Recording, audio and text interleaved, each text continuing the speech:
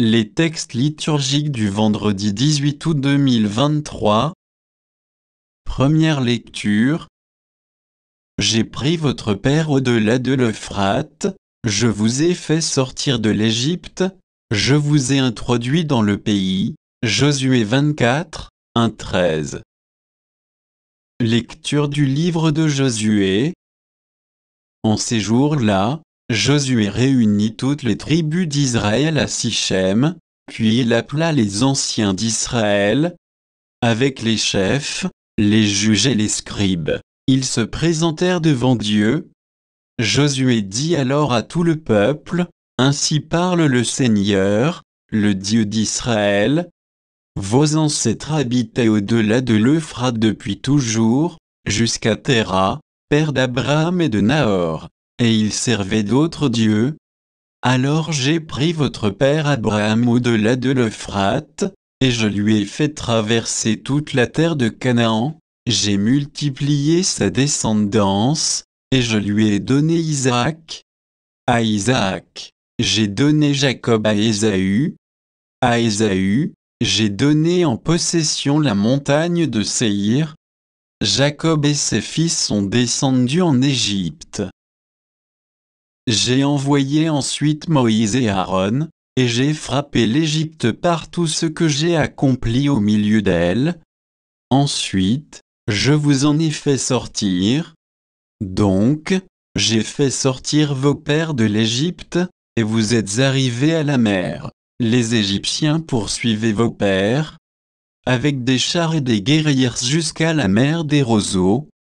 Vos pères crièrent alors vers le Seigneur, qui étendit un brouillard épais entre vous et les Égyptiens, et fit revenir sur eux la mer, qui les recouvrit. Vous avez vu de vos propres yeux ce que j'ai fait en Égypte, puis vous avez séjourné longtemps dans le désert. Je vous ai introduit ensuite dans le pays des Amorites qui habitaient au-delà du Jourdain, ils vous ont fait la guerre, et je les ai livrés entre vos mains. Vous avez pris possession de leur pays, car je les ai anéantis devant vous. Puis Balak, fils de Zippor, roi de Moab, se leva pour faire la guerre à Israël, et il envoya chercher Balaam, fils de Béor, pour vous maudire. Mais je n'ai pas voulu écouter Balaam, il a même dû vous bénir, et je vous ai sauvé de la main de Balak.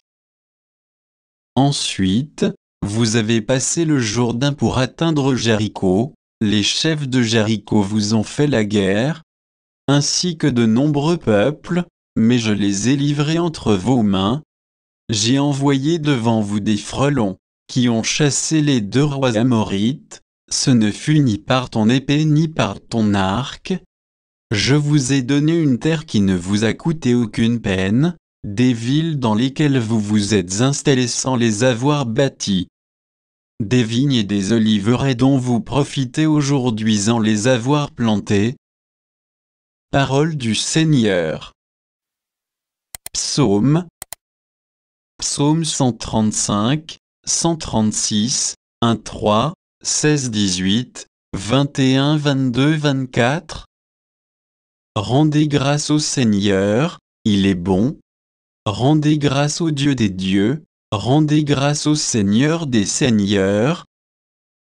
Lui qui menace son peuple au désert, qui frappa des princes fameux, et fit périr des rois redoutables, pour donner leur pays en héritage à Israël, son serviteur, il nous tira de la main des oppresseurs. Évangile. C'est en raison de la dureté de votre cœur que Moïse vous a permis de renvoyer vos femmes, mais au commencement, il n'en était pas ainsi. Matthieu 19, 3-12. Évangile de Jésus-Christ selon saint Matthieu.